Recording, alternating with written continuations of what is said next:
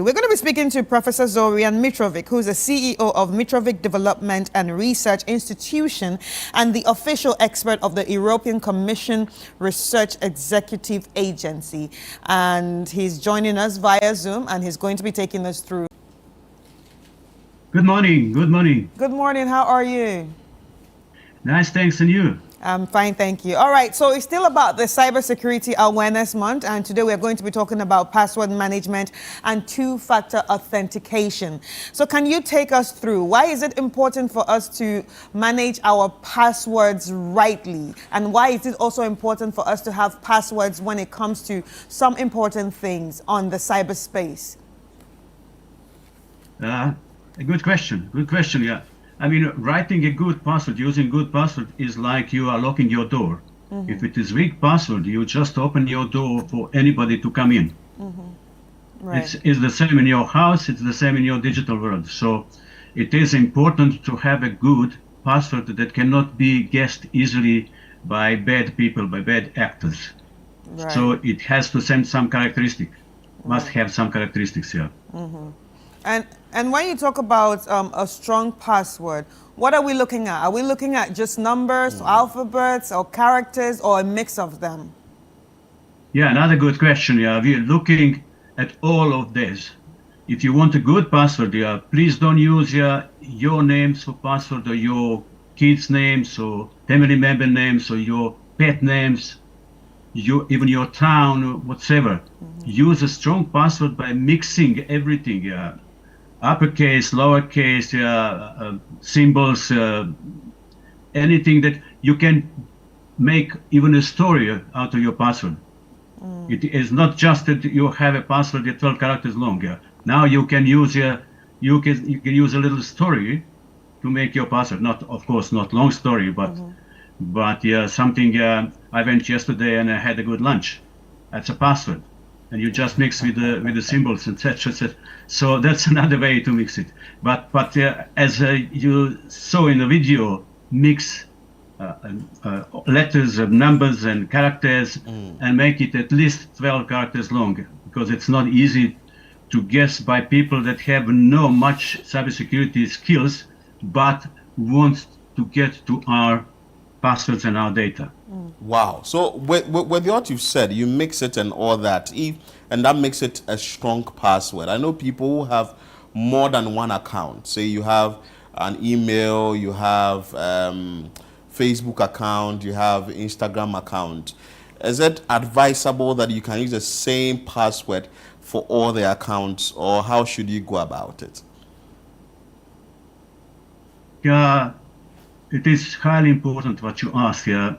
It is important for us to have a separate password for each of our accounts. But remember, we usually have about 20, even 30 different accounts, digital accounts. So remembering all passwords is not easy. It's actually very difficult. And that's why people just switch to one password for all their accounts, which is highly important. So it is important to remember all passwords at one place. At that one place, it's called your password manager. Mm-hmm. And there are many different password managers. You have free of charge and proprietary. Right. Right.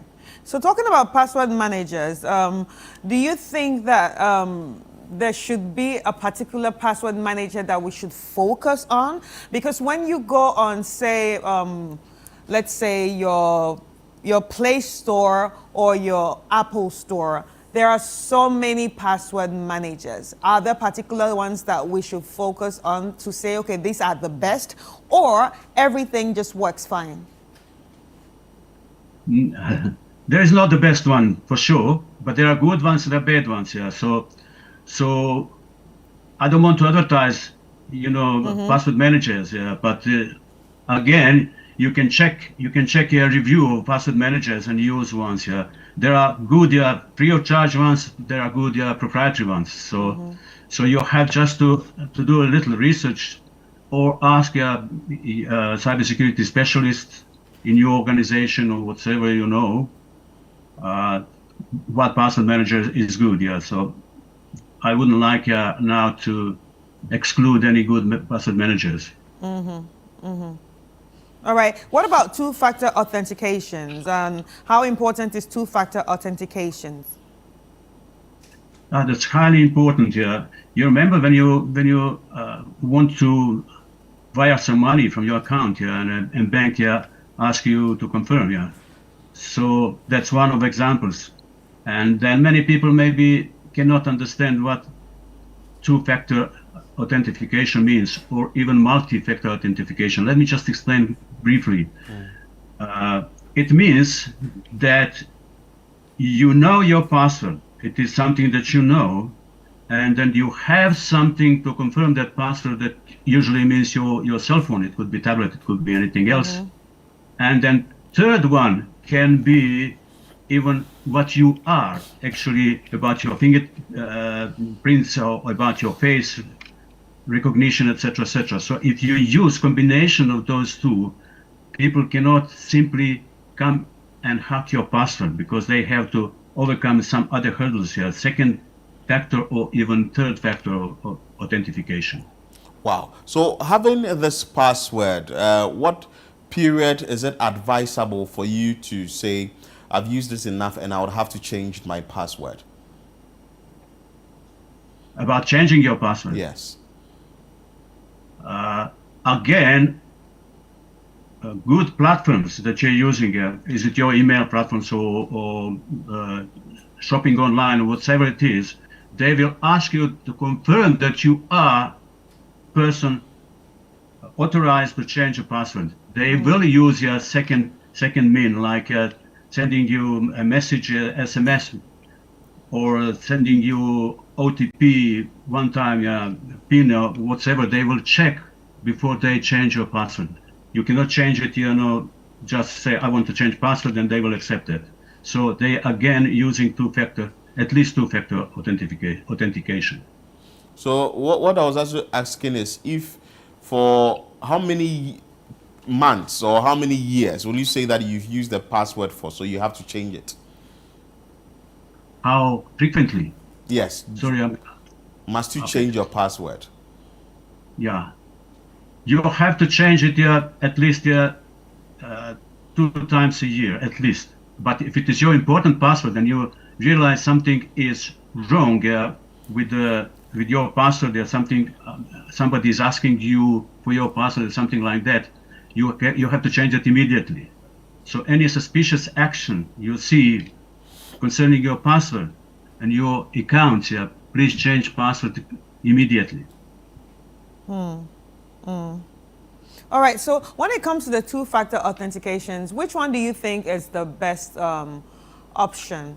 Sometimes they send you a list of numbers, and sometimes they ask you to choose if you want a message via your text message or WhatsApp, or your fingerprint. But what is the best two-factor authentication mode to use? That is not, unfortunately, the best one. Yeah. So it is maybe more secure if you get it via SMS, because it is not on the internet. It is on your local network. So that one cannot be cracked easily. So it is better if you get like OTP via your messenger, your message SMS. Right. Okay. That's very interesting. Anyway, how would you know that your password has been compromised? What are the signs to look out for to know that your password has been compromised? The first thing is that something is wrong with your account. Yeah. If you see that, for example, your bank is sending money to some unknown recipient, unknown number, you see something is wrong with your password. So you have to check. In that case, you have to check your account frequently. And then if you see that, for example, somebody is posting, impersonating you on your Facebook or your Instagram, and it's not you, you know that your password is compromised, and change it immediately. So if anything is suspicious, some activities with your accounts, different accounts, please change password immediately. All right. But you, as an expert, I'm sure you've seen a lot of these things. What are some of the mistakes people do with their passwords that sort of lead them into trouble? Yeah, again, we're going to the previous question. Yeah, you know, how many passwords we have to manage. So people are just bypassing everything and making their life easier by just using one password. That's the main mistake, common mistake. Yeah, with people in these countries of this world, not just Ghana, not just South Africa. Everybody is doing that. Yeah, users usually bypass anything that makes their life difficult.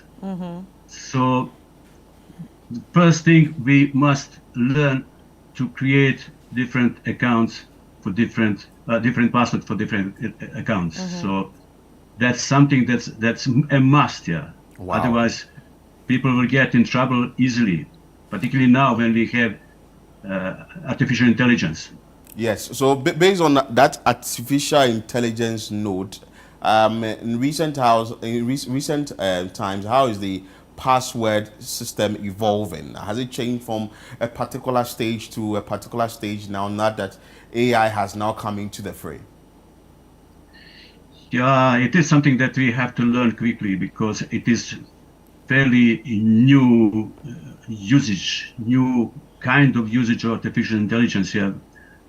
And we have to learn about that, like we had to learn about electricity in the olden age and about the internet, yeah, how to beneficially use that. Yeah.